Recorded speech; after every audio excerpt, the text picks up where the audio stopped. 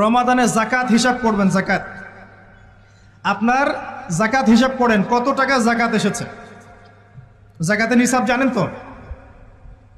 হ্যাঁ, 7.5 ভরি স্বর্ণ, রৌপ্য কত? 52.5 তোলা।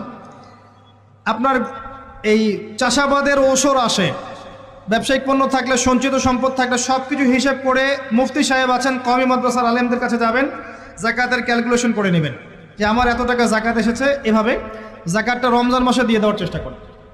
জাকাত যদি আমরা না দেই, একটা শাস্তি শুনে রাখেন, আল্লাহ পাক এই সম্পদগুলোকে একত্রিত করে গলাবেন, গলিয়ে কপালে, গালে আর এই যে পিঠে লেপটে দিবেন, বলেন নাউজুবিল্লাহ।